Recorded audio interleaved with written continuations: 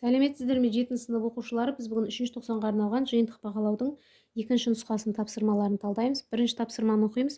Суретте білеушелердің массасы мен көлемдері бірдей, үстел үстіне білеушелер қай жағдайда бірдей қысым түсіреді? Қатты денелер үшін қысымның формуласын жазатын болсақ, ол F бөлінген S. F деп отырғанымыз ол mg бөлінген S, иә? Енді мына 3 білеушенің массасына қарайтын болсақ, мына B, V-да массалары бірдей, иә? Қысым массаға тура пропорционал, оның ауданына кері пропорционал. B мен V-да екеуінің массасы бірдей, иә? Сондықтан екеуі бірдей қысым түсіреді деп алуға болады. В нұсқасы дұрыс. Екінші тапсырма: қатынас ыдыстың бағандарына су, спирт және бензин құйылған. Спирт қай бағанға құйылған? Судың, спирттің, бензиннің тығыздығы беріліп тұр. Тығыздық дегеніміз массаға тура пропорционал, көлемге кері пропорционал. Яғни оның тығыздығы қаншалықты көп болса, көлемі мына деңгейі аз деген сөз, иә? Бұл жерде тығыздығы ең жоғары су болса, оның деңгейі ең төменіне сәйкес келеді. Сонда мына 3-ке сәйкес келеді, иә? Көлемі ең төмен, мына 3-ті су деп алуға болады. Ал тығыздығы ең төмен бензиннің деңгейі ең жоғарыға мына 1-ге сәйкес келеді. Мына 1-ді бензин деп алсақ болады.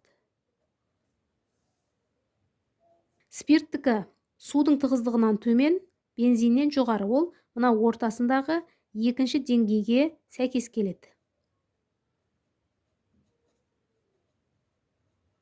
Екінші бағанда. В нұсқасы.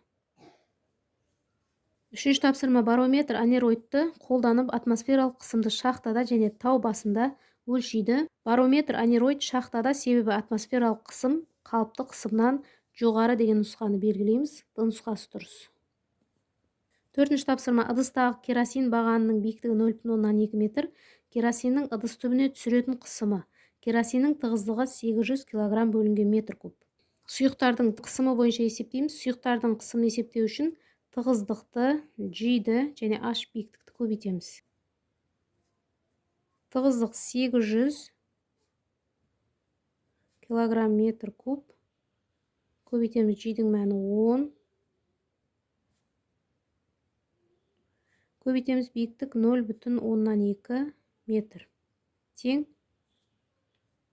1600 паскаль.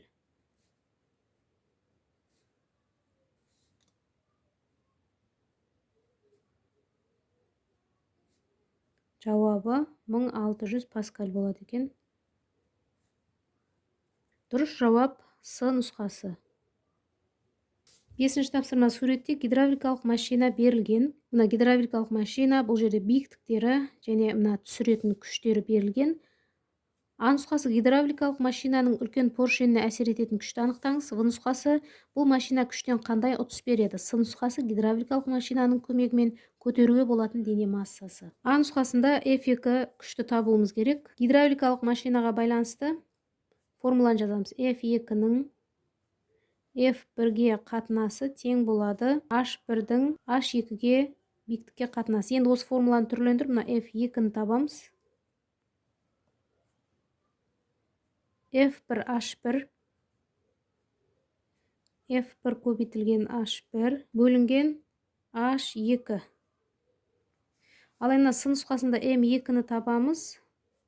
Оны табуымыз үшін F2 тең M2 G формуласынан M2 массаны түрлендіріп тауып аламыз.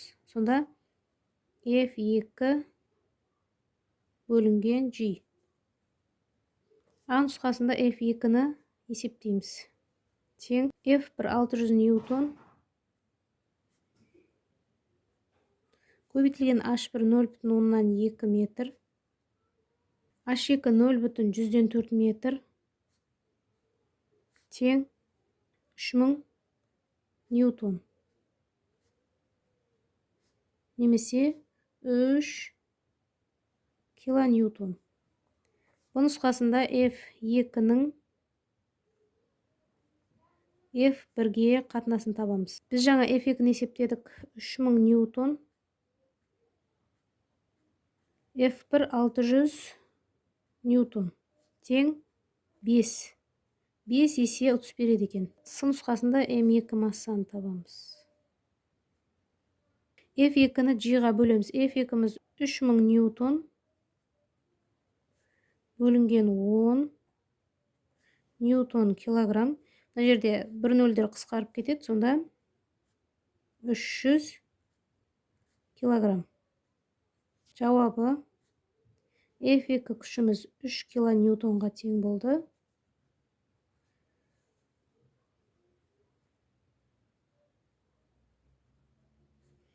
F2-нің F1-ге қатынасы 5 есе.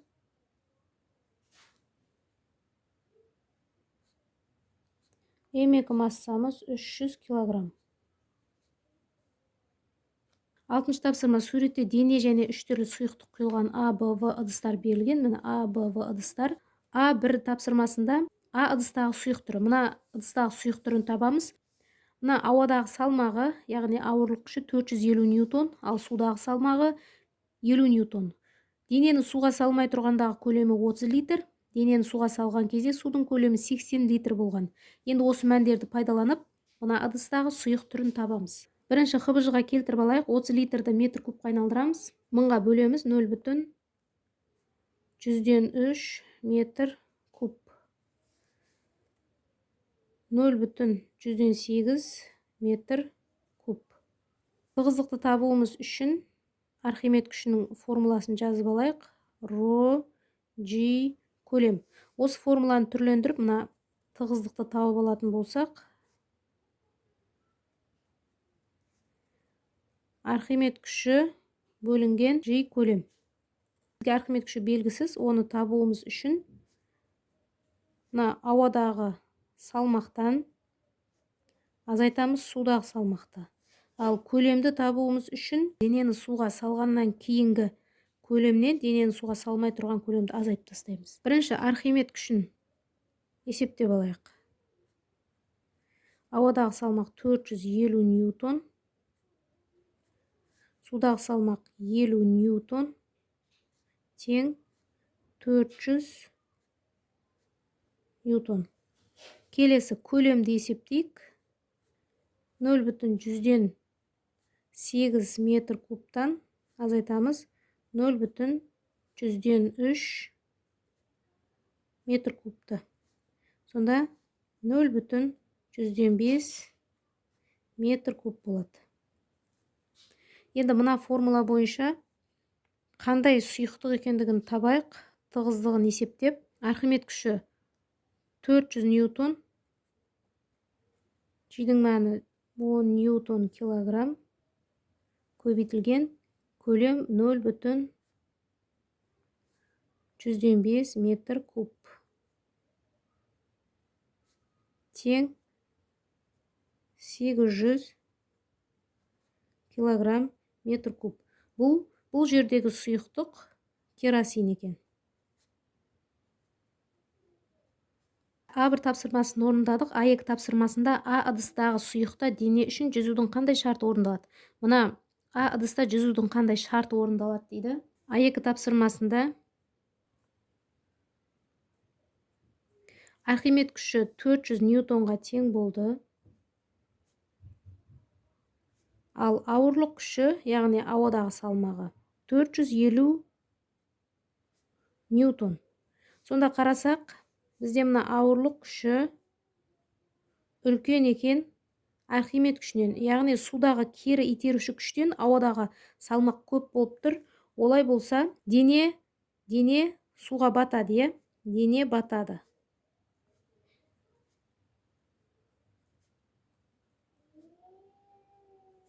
В нұсқасы Б ыдыстағы сұйықта дене жүзеді, осы ыдыстағы сұйық түрі. Мына ыдыста дене жүзеді және осы ыдыстағы сұйықтың түрін анықтауымыз керек.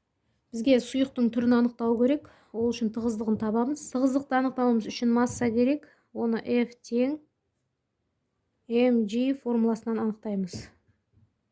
Осы формуланы түрлендіріп, массаны тауып алатын болсақ, F бөлінген G. Бұл жерде F деп отырғанымыз 450 ньютон. G 10 ньютон килограмм.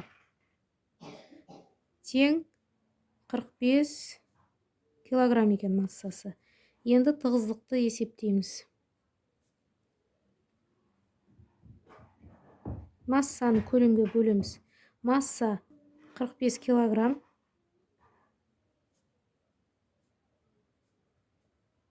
Бөлеміз көлем 0,5 метр куб. Ол тең болады 900 килограмм метр куб. Бұл май екен. Майдың сұйықтық май екен. С нұсқасында В ыдыстағы сұйықта дененің 0,9 В бөлігі батқан В ыдыстағы сұйық түрі. Сұйықтың тығыздығын табуымыз керек. Дененің батқан бөлігінің формуласын жазатын болсақ, дененің тығыздығы көбейтілген көлем бөлінген сұйықтың тығыздығы. Осы формуланы түрлендіріп, мына сұйықтың тығыздығын тауып алатын болсақ, дененің тығыздығы көбейтілген көлем бөлінген батқан бөлігі. Дененің тығыздығын табуымыз үшін массаны бөлеміз көлемге. Бірінші дененің тығыздығын есептеп алайық. Масса 45 килограмм. Көлем 0,5 метр куб. Тең 900 килограмм метр куб. Енді мына сұйықтың тығыздығын анықтаймыз. Дененің тығыздығы 900 килограмм метр куб. Көбейтілген В көлем. Бөлінген батқан бөлігі 0,9 В. Бұл жерде мына В бұлар қысқарып кетеді. Сонда 900-ді 0,9-ға бөлсек 1000 килограмм бөлінген метр куб.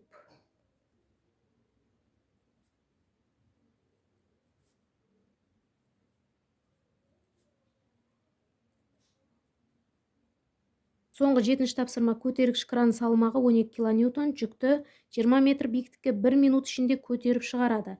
Көтергіш кранның орындаған жұмысы, өндірген қуаты. Салмақты F күшке тең деп аламыз. ХВЖ-ға келтіретін болсақ, 12000 деп алсақ та болады, немесе оның 3 дәрежесі деп алсақ та болады. 1 минут 60 секундқа тең. Енді жұмыстың формуласы F көбейтілген H. Қуатты табуымыз үшін жұмысты бөлеміз уақытқа. Бірінші жұмысты есептейік. F 12000 ньютон, F күш. Көбейтеміз H биіктік 20 метр. Тең 240.000 джоуль. Ал қуатты есептеуіміз үшін осы жұмысты бөлеміз уақытқа. Жұмыс 240.000 джоуль. Бөлеміз 60 секунд, тең 4000 ватт. Оқушылар осымен 7-ші сынып бойынша 3-ші тоқсанға арналған жиынтық бағалаудың 2-ші нұсқасын тапсырмаларын талдау аяқталды. Келесі сабақта кездескенше сау болыңыздар.